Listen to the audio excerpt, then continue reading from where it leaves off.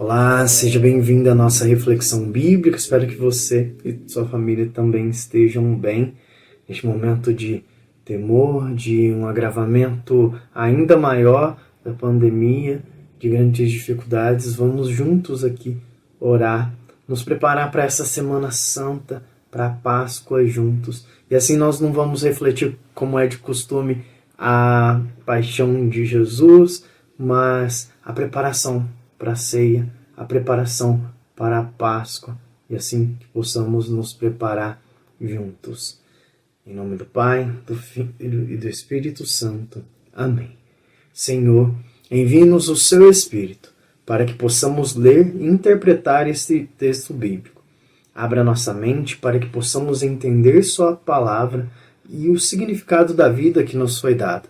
Aumentar em nós a fé que nos destes, para que nenhuma tentação possa extinguir o fogo do amor que a vossa graça acendeu em nossos corações. Amém. Evangelho. Ora, dali a 2 dias seria a festa da Páscoa e dos pães ázimos. E os sumos sacerdotes e os escribas buscavam algum meio de prender Jesus à traição para matá-lo. Mas não durante a festa, diziam eles, para não haver talvez algum tumulto entre o povo. Jesus se achava em Betânia, em casa de Simão, o leproso. Quando ele se pôs à mesa, entrou uma mulher trazendo um vaso de alabastro, cheio de um perfume de nardo puro, de grande preço, e quebrando o vaso, derramou-lhe sobre a cabeça. Alguns, porém, ficaram indignados e disseram entre si: por que este desperdício de bálsamo? Poder-se-ia tê-lo vendido por mais de 300 denários e os dar aos pobres. E irritavam-se contra ela. Mas Jesus disse-lhes: deixai-a. Por que a molestais? Ela me fez uma boa obra. Vós sempre tendes convosco os pobres, e quando quiserdes, podeis fazer-lhes bem, mas a mim não me tendes sempre. Ela fez o que pôde, embalsamou-me antecipadamente o corpo para a sepultura. Em verdade vos digo, onde quer que for pregado em todo o mundo o Evangelho, será contado para a sua memória o que ela fez. Judas Iscariotes, um dos 12, foi avistar-se com os sumos sacerdotes para lhes entregar Jesus. A esta notícia, eles alegraram-se e prometeram dar-lhe dinheiro. E ele buscava a ocasião oportuna para o entregar. No primeiro dia dos ázimos, em que se imolava a Páscoa, perguntaram-lhe os discípulos: onde queres que preparemos a refeição da Páscoa? Ele enviou 2 dos seus discípulos, dizendo: ide à cidade, e sair-vos-á ao encontro um homem, carregando um cântaro de água. Segui-o, e, onde ele entrar, dizei ao dono da casa: o mestre pergunta: onde está a sala em que devo comer a Páscoa com os meus discípulos? E ele vos mostrará uma grande sala no andar superior, mobiliada e pronta. Fazei ali os preparativos. Partiram os discípulos para a cidade e acharam tudo como Jesus lhe havia dito, e prepararam a Páscoa. Chegando à tarde, dirigiu-se ele para lá com os 12. Palavras da salvação. Glória a vós, Senhor. Estamos no Domingo de Ramos. Domingo de Ramos é o início daquela semana da Paixão, antes da celebração da Páscoa.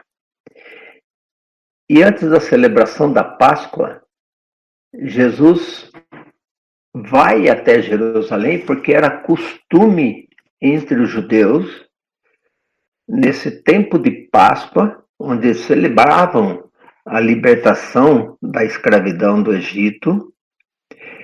O povo judeu, então, vai até Jerusalém para prestar o seu culto a Deus, a sua celebração da Páscoa, para pedir perdão dos seus pecados, para fazer a sua penitência, o seu sacrifício. É o tempo em que eles vão fazer o sacrifício através de um animal. E é esse o sentido da ida de Jesus também a Jerusalém. É claro que ele já percebe tudo o que vai acontecer nesse momento. Tudo que vai acontecer nessa semana que antecede a sua paixão, que antecede a sua ressurreição. Então vejam, Jesus vai até Jerusalém e entra em Jerusalém montado em um jumento, e ali é aclamado pelo povo, aclamado rei. E eu gostaria que vocês prestassem atenção um pouquinho nesse pequenino trecho do evangelho que foi lido. Os sumos sacerdotes e os escribas buscavam algum meio de prender Jesus por alguma coisa que ele falasse, para poder matá-lo. Mas quem eram os sumos sacerdotes? Quem eram os escribas? Os sumos sacerdotes eram os chefões do povo judeu.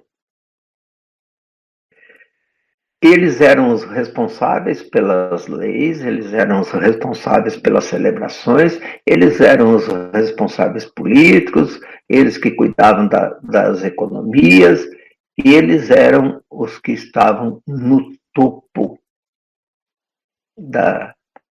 do povo, da situação política, econômica, social do povo. Eles eram os responsáveis pelo templo. O templo é o centro de tudo que acontece na vida do judeu. Tudo está envolvido no templo. E os sumos sacerdotes eram os responsáveis pelo templo. Os escribas eram os entendidos da lei. Desde lá o decálogo, aqueles 10 mandamentos que Moisés recebeu de Deus no Monte Sinai, e todos os outros depois dele, os escribas são os que interpretam, são os entendidos. E o que eles querem? Achar alguma brechinha para prender Jesus e para matá-lo. É esse todo o cenário que está sendo envolvido nesse momento. Porque a vida de Jesus, a maneira dele transmitir, a maneira como ele se coloca diante de Deus, a maneira como ele se coloca diante do povo, mexe na posição desses privilegiados. E essa situação atrai todo o povo judeu, atrai a multidão para si. Por isso, quando ele entra em Jerusalém, ele é aclamado rei. Nossa, isso para os sumos sacerdotes, isso para os governantes do povo judeu é a pior coisa que tem. Quem que é esse cara? O que ele está querendo? Como é que ele vem aqui e se coloca como rei? Quem que é esse? Ele se coloca como filho de Deus? Como assim? Quem que é esse cara? Se nós nem fomos avisados disso, nós somos os sumos sacerdotes. Nós somos os governantes. E vem esse cara nascido aí do meio do povo e de repente ele está se dizendo rei dos judeus, está sendo aclamado como rei dos judeus? Como assim? Tem alguma coisa errada nisso. Então eles buscavam uma maneira de prender Jesus. E nós vamos agora entrar então nessa Semana Santa, e essa Semana Santa é cheia de significado, porque é nessa semana que é proclamada a Eucaristia, na última ceia, é nessa semana que vai acontecer a paixão de Jesus, propriamente, é nessa semana que Jesus será morto, crucificado numa cruz. E essa semana inicia-se, portanto, com a celebração do Domingo de Ramos. Jesus que entra em Jerusalém. Jesus que sabe o que vai acontecer. Não sabe porque ele é Deus. Ele é Deus, ele sabe de tudo. Não só por isso, mas ele percebe que toda a situação criada vai levar a isso, porque ele está mexendo com gente grande. Ele está mexendo nas estruturas da sociedade judaica. E isso, com certeza, mexe na posição dos privilegiados. E eles não estão gostando. Então, os sumos sacerdotes, os escribas, os fariseus, os grandes diante do povo, querem matar Jesus. E ele sabe disso, Jesus sabe disso. Porque eles já tinham dado mostras disso.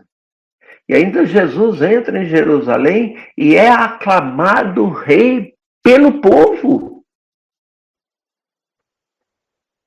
Mexe na posição, causa medo, causa pânico.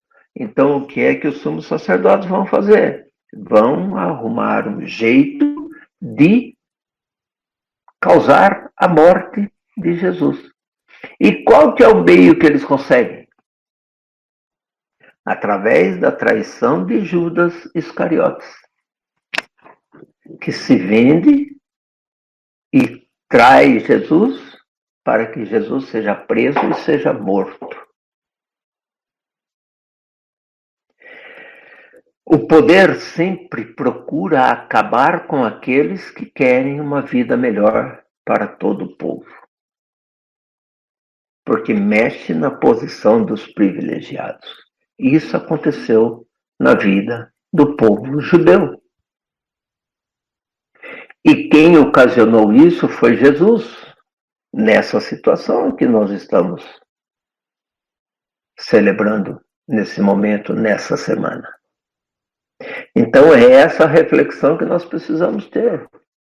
Seguir Jesus firmemente, muitas vezes, vai nos levar numa situação de conflito diante das pessoas, diante daqueles que não concordam com o pensamento de Jesus, vai mexer na posição de muitos privilégios que tem por aí na sociedade, porque viver os ensinamentos de Jesus significa viver na justiça, significa viver com ética, significa viver no amor, significa viver na compreensão, significa viver na doação de vida, coisas que a nossa sociedade desacostumou-se um pouquinho de fazer. E é exatamente essa a nossa missão de cristãos. Então é isso que a gente precisa entender, é isso que a gente precisa estar atento para que a nossa vida seja de fato conforme os ensinamentos e a solicitação de Jesus. Quem quiser ser meu discípulo, abandone tudo e me siga. Que a gente não se furte a essa responsabilidade, que a gente não deixe de viver profundamente a nossa missão de cristãos. E que Deus nos dê forças para isso. Eu sempre digo nesse momento de oração para nos entregarmos a Deus, nos entregarmos à ação do Espírito Santo, à condução de Jesus, verdade e vida. E neste momento não poderia ser diferente, refletindo sobre a preparação para essa Semana Santa, preparação para a paixão de Cristo, para lembrar da paixão de Cristo, vivenciar também a Páscoa, a sua ressurreição. Venho então te convidar. E assim como a ovelha se entregou, foi muda ao matador, eu te convido a se entregar. Em oração, se entregar de coração. E aqui canto então uma música de ofertório para auxiliar você a entregar tudo aquilo que você tem consigo, tudo aquilo que precisa ser renovado, para que nessa semana caia por terra. que assim como todos os pecados, as dores foram levadas à cruz, sejam levadas as suas dores, os seus vícios, as suas dificuldades e os seus problemas. Se entregando verdadeiramente nessa semana para viver com grande alegria a Páscoa, pois sabemos que não se acaba na cruz. Livres podemos ser para ofertar, partilhar a vida, gratos devemos ser. Reino de Deus antecipar aqui, com nossos dons, nosso suor. Se houver amor, tudo se transformará. Vinho e pão, frutos da fé, força, união, colheremos neste altar. Oh, oh, oh,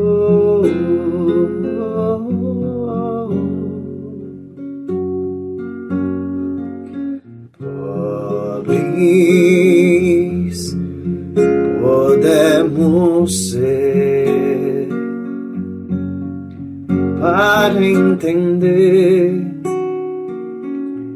o valor do outro.